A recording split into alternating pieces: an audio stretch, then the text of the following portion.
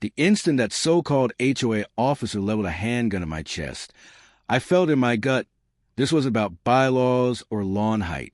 This wasn't about some petty citation. It was a warning shot without the bullet. And the second his eyes landed on the words Navy SEAL stitched across my vest, the performance he'd been putting on fell apart. He thought intimidation would work on me. What he didn't realize was that I'd faced real enemies in real war zones, not neighborhood actors playing dress-up with rented badges. What unfolded after that exposed something so corrupt it nearly split the entire community down the middle. The sun burned down on our quiet suburban street, turning the asphalt into rippling waves of heat. I had just stepped outside to load equipment into my truck when two black SUVs rolled in, slow, coordinated, deliberate. They moved in formation like they wanted to be noticed. No department logos, no unit numbers, no reason to be there. At first, I figured they were lost. Then the doors flew open and three men stepped out in identical black uniforms. Fake uniforms. Not police, not sheriff, just a cheap imitation of authority. The patch on the leader's chest read, HOA cop. I'd operated in combat zones. I'd dealt with insurgents, militias, and heavily armed criminals. But I had never seen a homeowners association try to cosplay a tactical unit. He lifted his gun toward me. His hands trembled.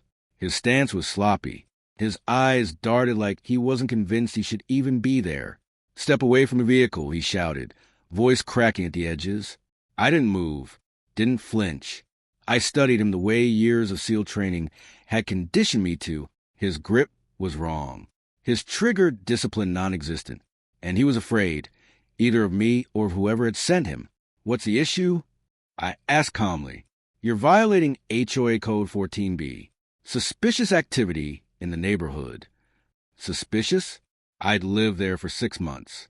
The most dangerous thing I'd done was mow my lawn before sunrise. He stepped closer and shoved the barrel toward my chest. That's when my instincts sharpened. Behind him, a real police cruiser pulled up. A uniformed officer stepped out, brows furrowed, looking like he'd walked into a bad sketch comedy scene. But the fake HOA cop didn't notice. He was too caught up in his illusion of power. Slowly, I unbuttoned my shirt. His gaze dropped to the vest underneath, to the bold yellow letters, Navy SEAL. The color drained from his face. His hands shook harder. Even the real officer stiffened, clearly not expecting that twist. What are you doing here? The fake cop stuttered. I live here, I replied evenly. And you're aiming a weapon at a trained combat veteran with more hours in active firefights than you spend in HOA meetings. One of his partners leaned in and whispered far too loudly. He wasn't supposed to be home today. That's when everything shifted. This wasn't a routine HOA harassment stunt. This had been arranged. The real officer stepped forward. Sir, lower the weapon. HOA personnel have zero authority to carry firearms. But the fake cop hesitated. Pride had him cornered. I rested my hand lightly on my holstered sidearm, not threatening, just reminding. Last warning, I said quietly, put the gun down before this becomes the final mistake of your career.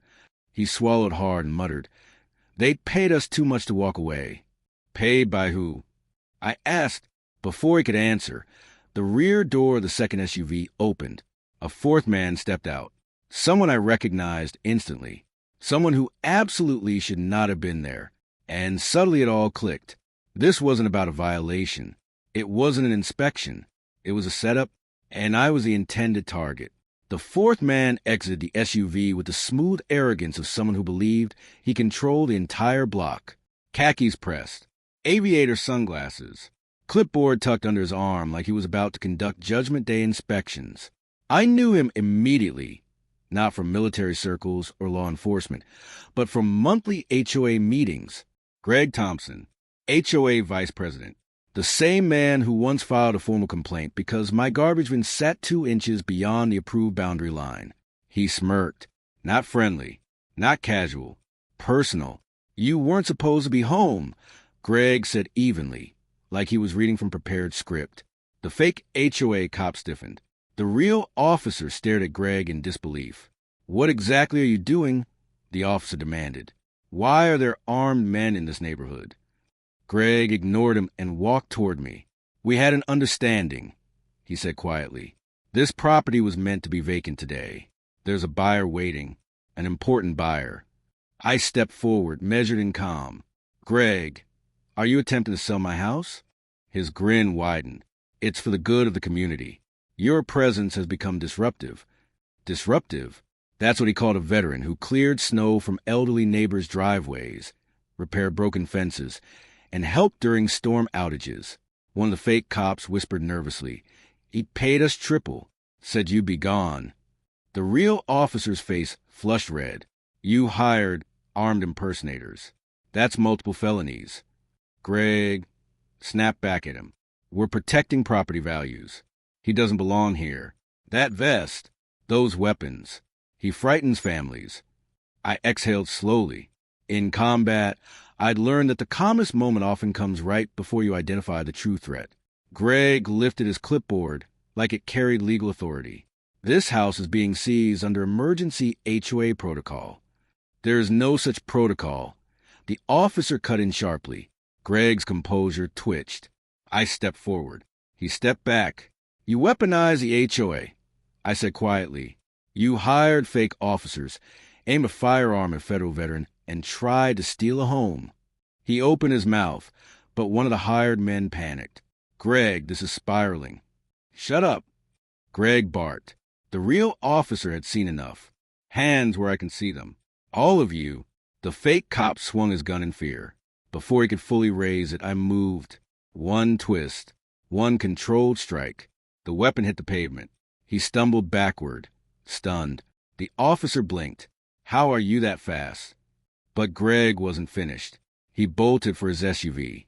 I intercepted him before his hand touched the door. You're not leaving, I said. He struggled wildly. You don't get it, he hissed. You're a threat. The board wants you gone. They were willing to pay anything. So it wasn't just Greg. It was the entire HOA board. The officer drew his cuffs. You can't arrest me. Greg screamed. I'm the HOA vice president. You're under arrest for conspiracy, impersonation, attempted armed eviction, and reckless endangerment. The officer replied flatly. The hired men were cuffed as well. One of them glanced at me and muttered, We were told you were some unstable military psycho. I met his eyes. If I were unstable, this would have ended very differently. Greg thrashed as they dragged him toward the cruiser. You don't belong here, he shouted. You don't deserve that house. I stepped closer and looked him straight in the eye. I fought for this country, I said evenly, and you tried to steal a home from a man who defends your freedom. The officer approached, calmer now. Do you want to press charges? We've got enough to bury them.